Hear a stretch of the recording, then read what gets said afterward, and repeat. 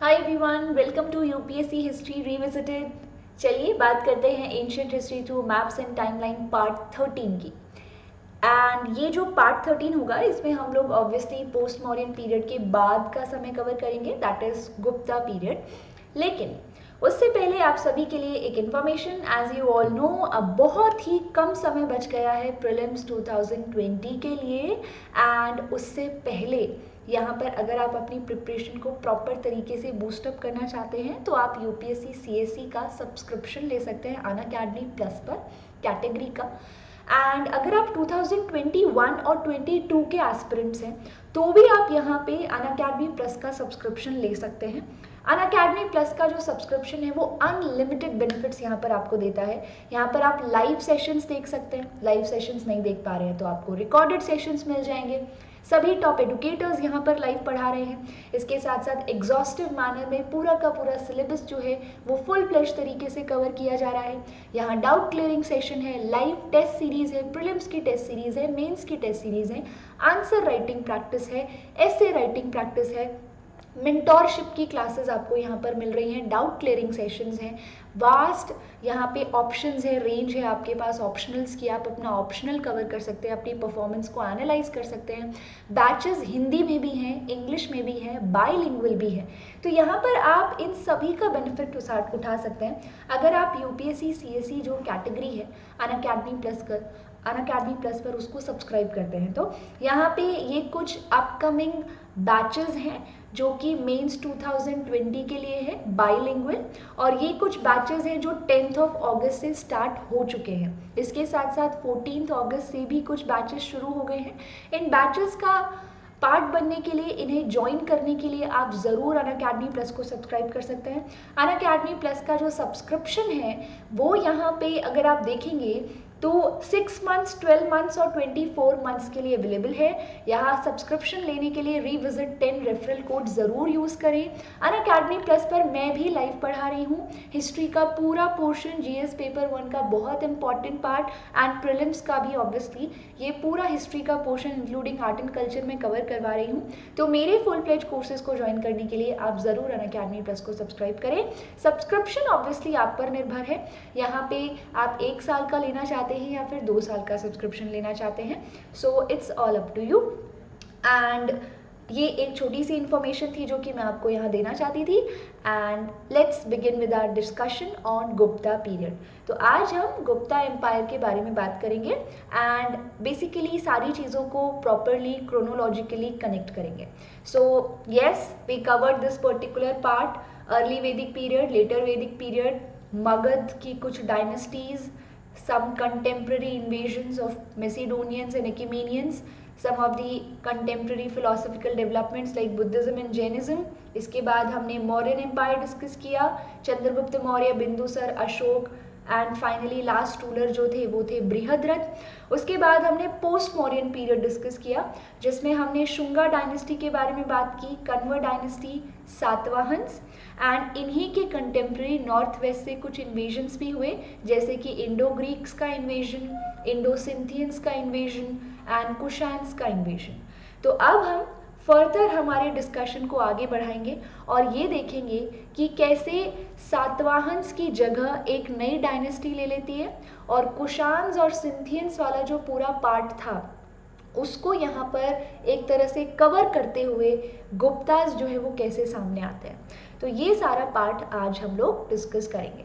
तो अगर आपको याद हो हमने यहाँ पर डिस्कस किया था ये पूरा एरिया जो है वो कुशान्स का था, ये एरिया जो है वो सातवाहन्स के अंडर था। नाउ जैसा मैंने आपको बताया कि यस, कुशान्स जो है वो बेटर कैवलरी कैसे यहाँ पर बनाई जा सकती है, मेंटेन की जा सकती है, वो तो लेकर आ ही रहे हैं, वो सब चीज़ें तो वो इंडियंस को सिखा ही रहे हैं। लेकिन कुशान्स अपने साथ एक नया एडमिनिस्ट्रेटिव सिस्टम भी लेकर आए जिसे हम फ्यूडल सिस्टम कहते हैं। ओके, जिसे हम कहते हैं फ्यूडल सिस्टम या फिर हिंदी में सामंतवाद।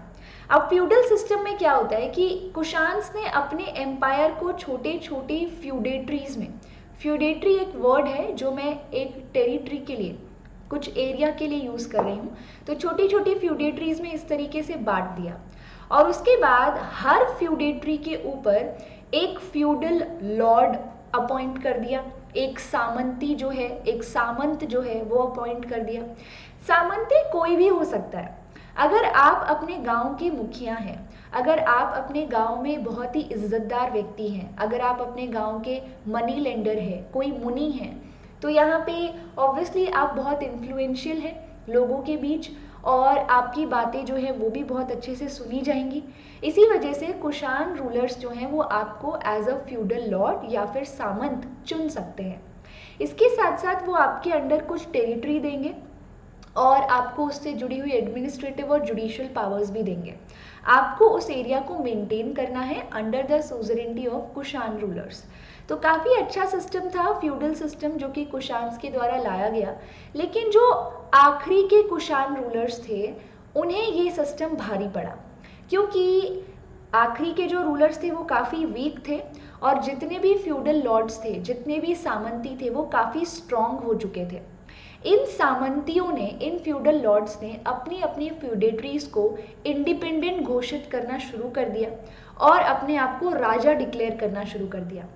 तो ये जो कुषाण्स हैं, इन्हीं के अंडर आपको यहाँ पर देखने को मिलेगा एक फ्यूडल लॉर्ड, और उस फ्यूडल लॉर्ड यानी कि उस सामंती का नाम था श्रीगुप्त। और जैसे ही श्रीगुप्त ने देखा कि कुषाण एम्पायर तो कमज़ोर पड़ता जा रहा है, उसी बीच श्रीगुप्त ने अपना फ्यूडल एरिया इंडिपेंडेंट डिक्लेयर किया और श्रीगुप्त ने अपने आप को राजा डिक्लेयर किया। श्रीगुप्त का background is not very clear कि वो किस वर्ण से आते हैं, लेकिन मोस्ट ऑफ द हिस्टोरियंस के अकॉर्डिंग श्रीगुप्त जो है वो कोई मर्चेंट थे, वैश्य वर्ण से आया करते थे। तो ये जो चेंजेस यहाँ पर कुषाण पीरियड में आ रहे हैं, कुषाण एम्पायर में आ रहे हैं कि वो डिसइंटीग्रेट हो रहा है, उसी दौरान डेक्कन में भी बदलाव आ रहे हैं। डेक्कन में भी आपको वकटक्स आते हुए देखने को मिलेंगे।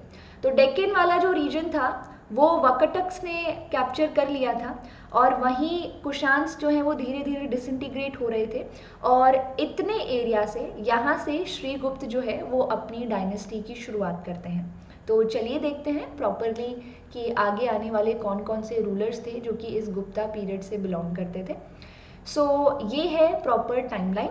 तो श्रीगुप्त जो है वो इस गुप्ता डायनेस्टी के फाउंडर हैं। उसके बाद नेक्स्ट रूलर रहे घटोत्कच। जैसा कि मैंने आपको बताया, ये इनका बैकग्राउंड जो है वो क्षत्रिय नहीं था, इसी वजह से इन्हें सोसाइटी में एज अ रूलर एक्सेप्टेंस हासिल करने के लिए अपने बहुत ज़्यादा जद्दोजहद करनी पड़ेगी।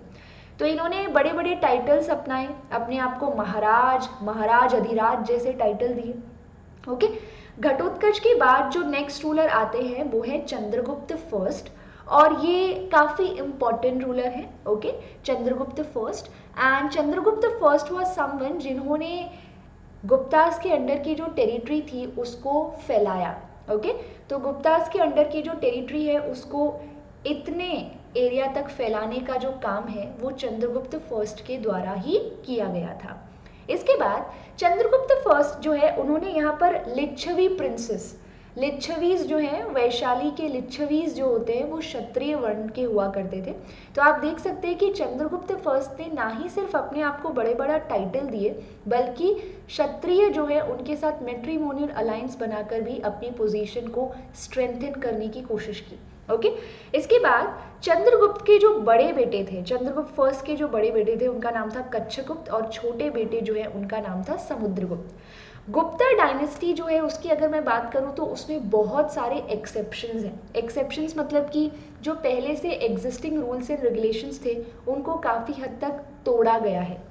जैसे आप देख सकते हैं कि एक वैश्य वर्ण का व्यक्ति जो है वो राजा की पोस्ट पर बैठ रहा है। एक और रूल जो इस डायनेस्टी ने तोड़ा वो था प्रिमोगेनिचर। प्रिमोगेनिचर का मतलब होता है कि जो सबसे बड़ा बेटा होगा उसी को नेक्स्ट रूलर बनाया जाएगा, यानी कि उसी को राजगद्दी मिलेगी। तो चंद्रगुप्त फर्स्ट का बड़ा बेटा वॉज कच्छगुप्त, लेकिन अगर आप भारत के इतिहास से जुड़ी हुई किताबों को खगोलोगे तो वहाँ कच्छगुप्त का नाम कहीं नहीं मिलता है, क्योंकि कच्छगुप्त कभी राजा बन ही नहीं पाया था। क्योंकि चंद्रगुप्त फर्स्ट और बाकी के जितने मिनिस्टर्स चंद्रगुप्त को असिस्ट करते थे उनका भी यही मानना था कि Kachagupta is not a capable ruler, यानी कि उनमें वो कैपेबिलिटी नहीं है कि वो एक अच्छे रूलर बन सके। इसी वजह से ये जो राजगद्दी थी ये चंद्रगुप्त फर्स्ट से समुद्रगुप्त को मिल गई, जो कि यंगर सन थे, छोटे बेटे थे चंद्रगुप्त फर्स्ट के। समुद्रगुप्त ने यहाँ पर इस एम्पायर को और फैलाया। इवन समुद्रगुप्त को नेपोलियन ऑफ इंडिया भी कहा जाता है, क्योंकि वो हर डायरेक्शन में जीत हासिल कर रहे थे।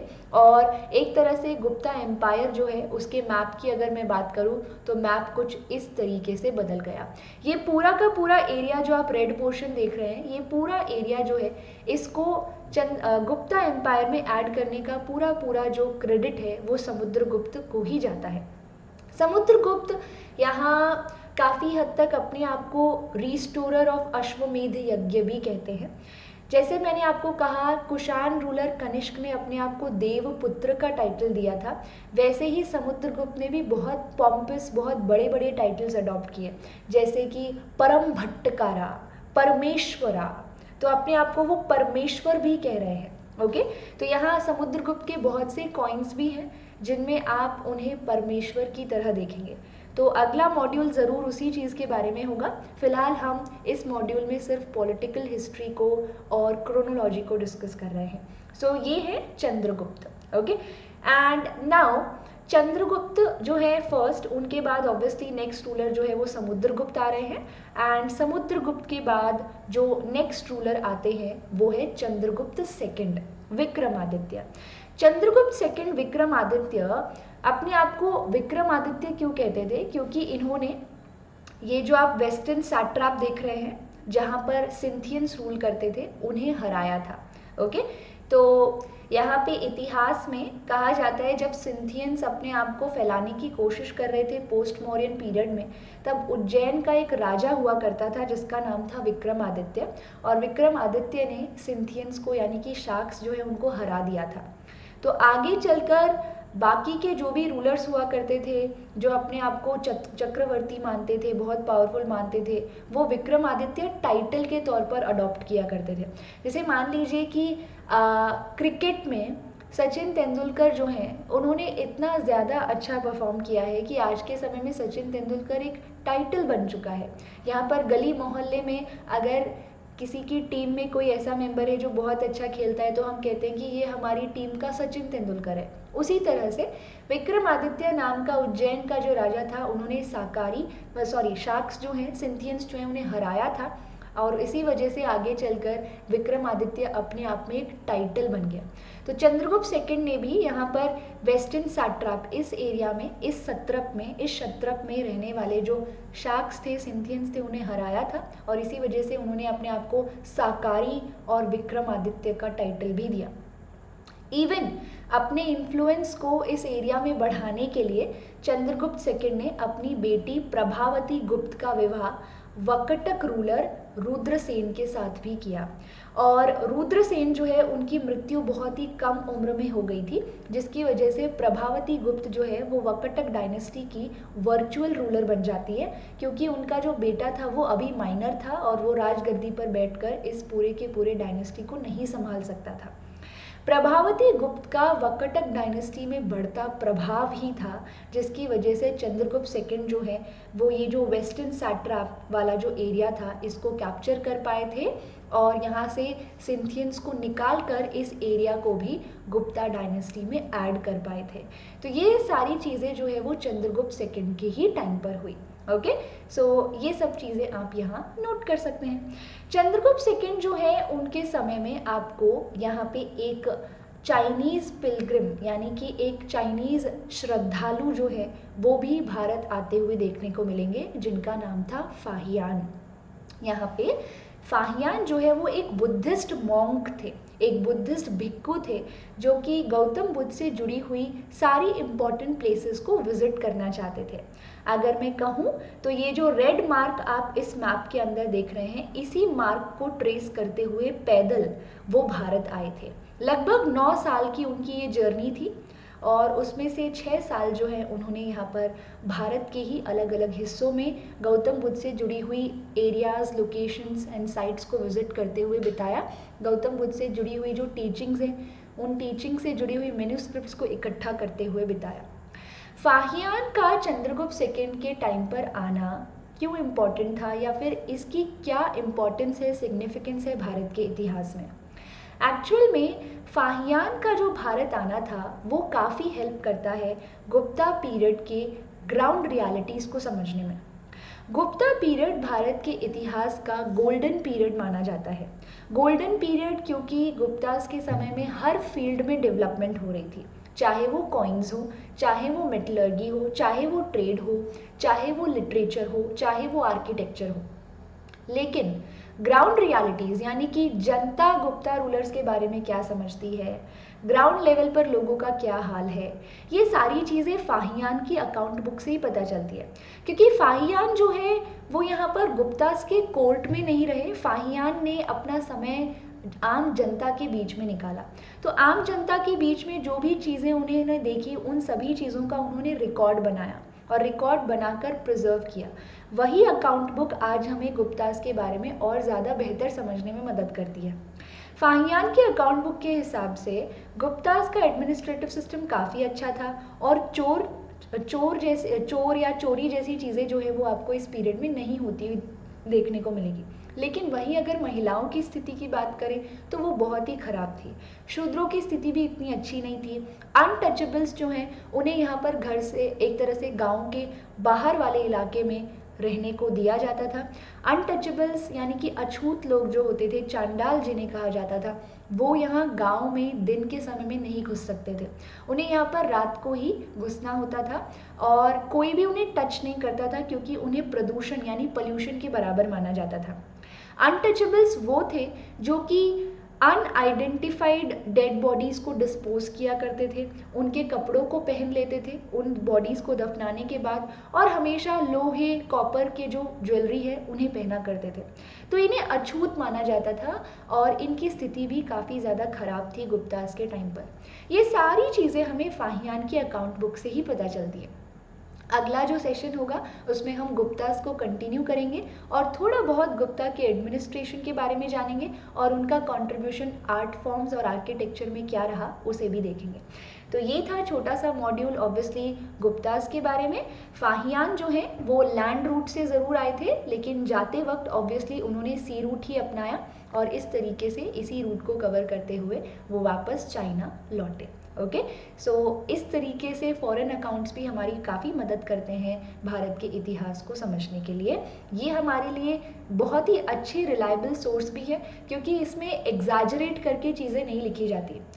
राजा के अंडर जो पोएट्स होते हैं वो ऑब्वियसली राजा की गौरव गाथा लिखेंगे, लेकिन इस तरीके की अकाउंट बुक्स जो हैं उनमें इस तरह से एग्जैजरेटेड कंटेंट जो है वो बहुत कम देखने को मिलता है और काफ़ी रिलायबल सोर्स भी होते हैं। तो फाहियान की अकाउंट बुक काफ़ी अच्छी रही एंड आपका होमवर्क ये है कि आपको फाहियान की जो अकाउंट बुक है जिसे हम रेफ़र करते हैं उसका नाम पता करना है और उसको कमेंट सेक्शन में लिखना है। ओके, तो ये एक छोटा सा टास्क है आप सभी के लिए इस मॉड्यूल से जुड़ा हुआ। एंड हम फिर से मिलेंगे नेक्स्ट मॉड्यूल में, गुप्तास के एडमिनिस्ट्रेशन को डिस्कस करेंगे। तब तक के लिए thank you so much and yes, Unacademy plus को ज़रूर सब्सक्राइब करें। रीविजिट 10 रेफरल कोड के साथ 10% डिस्काउंट अवेल करने के लिए इस चैनल को सब्सक्राइब करें और इन वीडियोज़ को शेयर करना ना भूलें। Thank you so much.